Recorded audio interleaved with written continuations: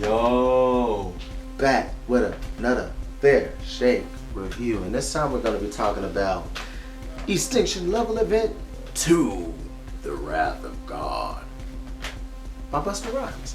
Yes, Busta is back, and right now I'm checking out the reloaded version, basically one of the extended versions, because I hear now there's two different extended versions of Busta Rhymes project, but this is the first one here with 26 tracks on it. Wow, excuse me. But yeah, yo, this all right, so Busta Rhymes is an artist that I've always liked, but like a lot of his career was done in my childhood, where I didn't really end up listening to the full project, so it was always like a lot of the singles. And I've always enjoyed his style, and his music videos are always crazy too. He's become a legend because of that. His skill, his longevity, and just the way he presents himself in general to the public through his music, and also like the appearances that he's made, especially like around the battle rap scene. But yeah, like Busta Rhymes is a GOAT. He's one of the GOATs. Like I'm giving him flowers because dude is dope. His energy is wild, and he's definitely been, even though he may not be a huge and noticeable influence on me, he's definitely an influence on my music and my taste in music as well. And like finally like listening to a full on Busta project here with this ELE sequel. I just gotta say, yeah. Everything that I thought about him just through the singles is very, very, very warranted. And Busta Rhymes is insane. Excuse me. But there are definitely some things that I was just like, I'm not sure if I don't know if I like this as much. But the production in this junk, let's start there. And it goes like from like old school kind of influenced hip hop, and then even new school influenced hip hop junk. And he even on this deluxe version here has a bit of kind of like the New York drill sound on the track Hope Your Dreams Come True. And I was like, yo, even he's gonna spit on this kind of stuff too, and he did it well.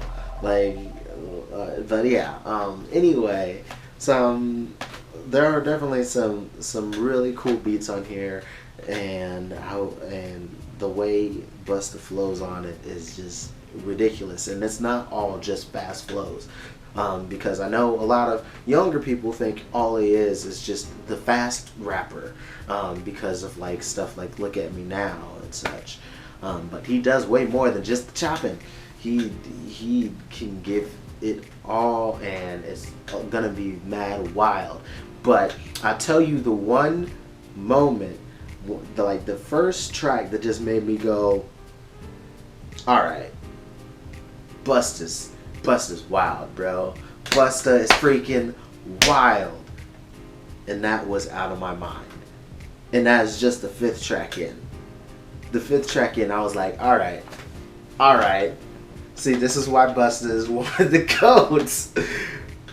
Because with that flippin' Belle Biv DeVoe sample with Poison, and the way they flipped it, and how they matched it up with the flow patterns of Busta, I was like, nah.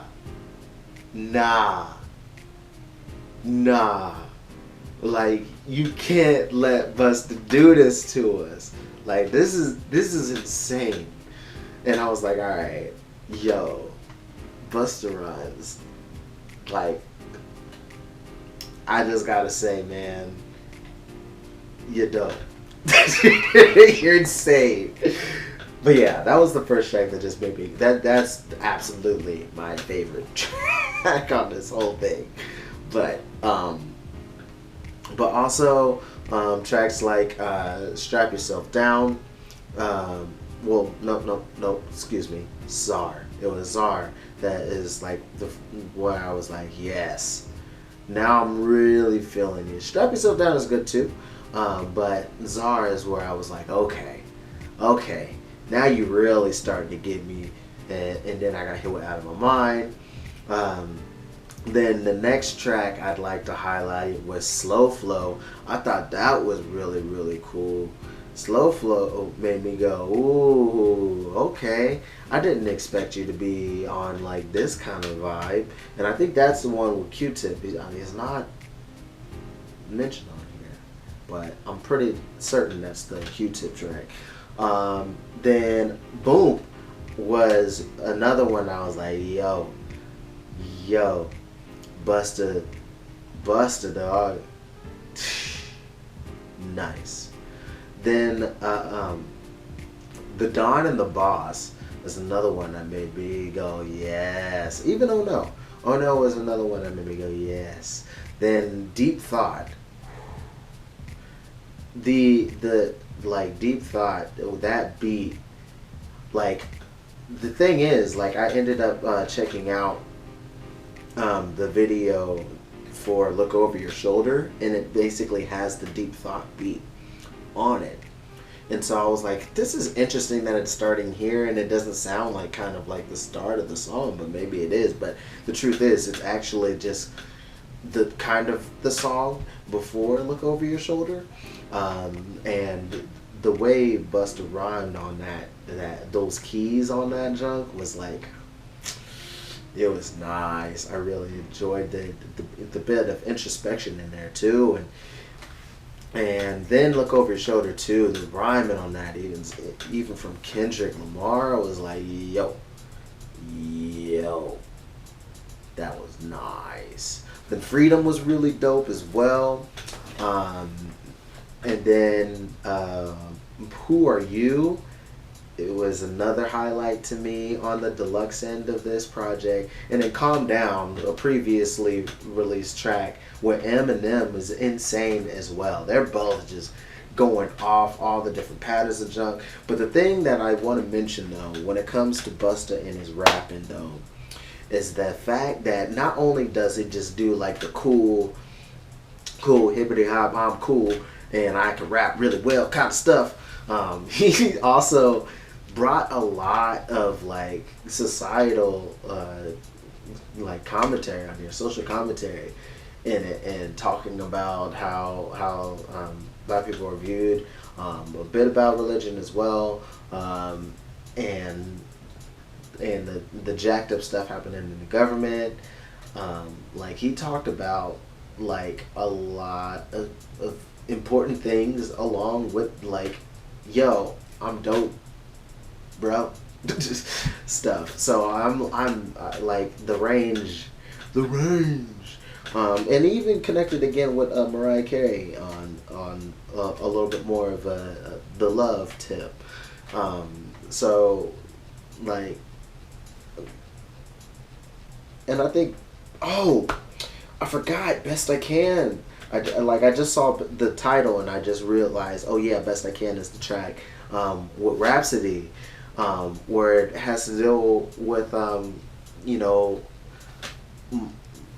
mom, like single moms who try to keep the fathers away from their children, despite them not necessarily being bad fathers. They're just trying to keep them away because the relationship went bad. So that was like even commentary like that was dope, and Rhapsody kind of killed that whole perspective, even though it's definitely not one that is kind of brought to light a lot. So that was brave of her to play the role as the mom who's might be hurting the child by keeping the father away. But yeah, this whole album has a lot of really cool stuff.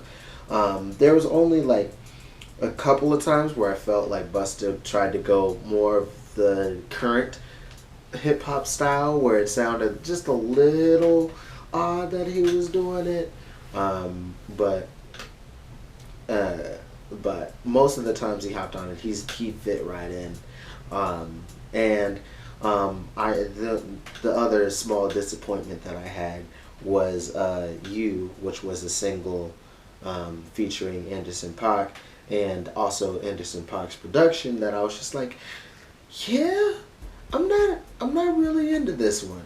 Like Anderson and his hip hop side is always a bit of hit or miss, because sometimes his rap stuff can be cool and slightly different, you know. But this time it just didn't quite connect for me. But either way, it's still dope the fact that they both got to collab in the first place. So yeah, those are my quick thoughts on the project. Tell me what you guys think. Should I be checking out the other extension of this project, or am I straight? But yeah, just let me know down below in the comments. And until next time, much love, peace, threes.